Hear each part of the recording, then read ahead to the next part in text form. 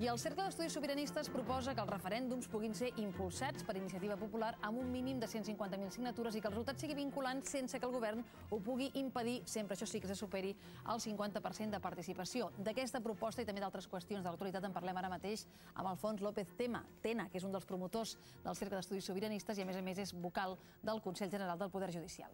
Bon dia, senyor López Tena. Bon dia. Ha estat ben acollida inicialment aquesta proposta de vostès? Sí, no es poden queixar. També és que des del mes de setembre n'hem parlat amb molta gent de l'àmbit acadèmic, polític, etc. sobre el tema, i per tant no és que hagi caigut així en el buit, sinó que s'havia treballat molt sobre això. Però que hagi estat ben acollida no vol dir necessàriament que després s'acabi aplicant. No, ara, això és un mandat de l'Estatut, o sigui, no ens ho hem tret nosaltres de la màniga. L'Estatut ho recull en l'article 122, també en l'article 29, el fet de la competència exclusiva de la Generalitat en matèria de referèndums, el règim jurídic, l'acompliment, les modalitats, la convocatòria, i del dret dels ciutadans de Catalunya a promoure'ls, en l'article 29. Per tant, és un dels articles que, per altra banda, no està recorregut i es tracta de desenvolupar-lo. No depèn d'una comissió mixta, no depèn del Congrés dels Diputats, depèn exclusivament del Parlament. Però que sigui un mandat de l'Estatut no vol dir necessàriament que es tiri endavant. Vull recordar que l'Estatut anterior, per exemple, també atorgava un mandat per fer una llei electoral pròpia i encara no la tenim. Hem canviat d'Estatut, han passat 25 anys i no hi ha llei electoral. Sí, exactament. Per tant, justament perquè no passin aquestes coses, de fet, el Parlament va instar el govern de la Generalitat a presentar aquest projecte al març passat i al setembre passat.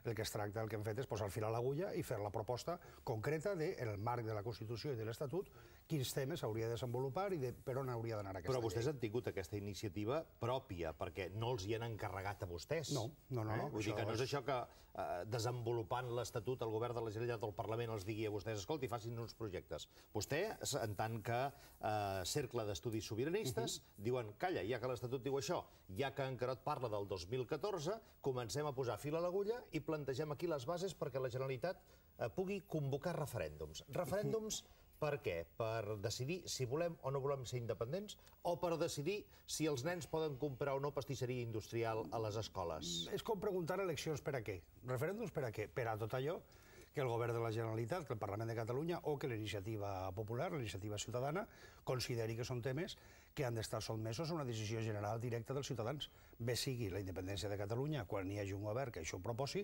bé sigui altres matèries, no d'aquesta manera, diguem-ne, frívola. És a dir, recordem els referèndums que hi ha hagut en altres estats europeus o americans, en els quals s'ha decidit per referèndum si n'hi havia o no divorci, si n'hi havia o no dret a l'avortament, si n'hi havia o no investigació sobre les cèl·lules mare, o si n'hi havia o no obligació d'equilibri pressupostari, per exemple. Perquè vostès parteixen de la base que als ciutadans se'ns consulta poc, que la democràcia és més rica i més plena si hi ha moltes més consultes populars? Partim de la base del que diu la Constitució i l'Estatut. La Constitució ja ho diu, que els ciutadans tenen dret a participar en els assumptes públics directament o per via de representants. En 29 anys s'ha desenvolupat, evidentment, per via de representants, però, en canvi, la democràcia directa, els referèndums, han tingut un desenvolupament molt prim i molt restrictiu, per opció del legislador, tant en l'àmbit estatal com en el municipal, on es poden fer des de l'any 1985. En quins models s'han basat vostès per fer aquest projecte o aquesta proposta? En els models dels estats i dels països on funcionen els referèndums i formen part de la vida democràtica normal dels ciutadans, en els quals és un complement de la democràcia representativa. Es tracta llavors de que els ciutadans decideixin directament. No només triïn els seus representants, sinó que prenguin directament la decisió. Ens hem basat en els exemples de Suïssa, de Baviera i de Califòrnia, sobretot. A Suïssa ho consulten absolutament tot. No tot. Moltes coses, perquè a més cadascun dels cantons té també la seva pròpia autonomia per això, i poden acabar consultant perquè ho han fet, si volen o no volen, l'ampliació de la població de vaca frisona. I també, si volen o no volen, que n'hi hagi drets d'assistència sanitària o educativa als immigrants il·legals, per exemple. Però els suïssos... Un referèndum és... El sistema del referèndum simplement suposa com obrir una carretera, que després allà passin camions, passin cotxes o passin motocicletes, ja és una decisió lliure dels ciutadans. El que no podem és dir m'agraden les eleccions només quan guanya el partit al que dono suport, o m'agraden els referèndums només quan el resultat és aquell que m'agrada. No, és una via democràtica complementària i que, a més, creiem que en la situació actual, justament, d'allunyament dels ciutadans de la cosa pública, de manca d'interès, de desafecció dels assumptes públics, de considerar que els partits són un món molt opac i que no responen directament a la voluntat dels ciutadans, és una manera de promocionar la democràcia i d'acostar la democràcia als ciutadans, donant-los capacitat de decisió directa. Insisteixo, no és perquè nosaltres ho diguem, és que ho diu la Constitució o ho diu l'Estatut. Per tant, vostès creuen que si es fessin més consultes populars sobre qualsevol tema realment d'interès, de gran interès social, pujaria la participació? Perquè això ho estem plantejant, o ho estan plantejant, millor dit, en el moment en què el fantasma de l'abstenció plana, especialment parlant de cara a les eleccions del dia 9 de març, que és la gran amenaça.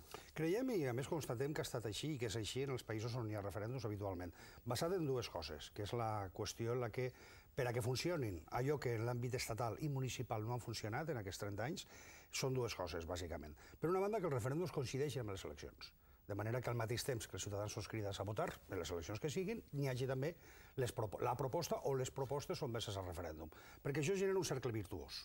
L'interessat, el debat públic és més ric, i els interessats específicament en aquella matèria de referèndum és més fàcil també que acudeixin a les urnes a votar representants, diputats, senadors, regidors, i al contrari, els interessats a votar també que participen al referèndum. Com fan els estats nord-americans. Com fan els estats nord-americans o com fan a Suïssa, per exemple, o com fan a Baviera, on també n'hi ha hagut, en els últims 7 anys, per exemple, a Baviera, que té competència en aquesta matèria, n'hi ha hagut d'àmbit local i d'àmbit de Baviera uns 500 referèndums, i no han estat precisament de temes frívols ni de temes inconsiderats. I la segona mesura seria també, i aquesta és la més delicada, és que no n'hi hagi veto polític. És a dir, que recolli de les signatures necessàries, el número que es determini, creiem que ha de ser un número suficientment alt com per a donar-li seriositat, donant en compte que en la pràctica és una innovació, perquè en la realitat no han tingut referèndums, molt pocs, que quan n'hi hagi les signatures necessàries no estigui subordinat a que el Parlament o el Govern de la Generalitat estigui d'acord o no en què es faci el referèndum. Per tant, que no n'hi hagi vetos polítics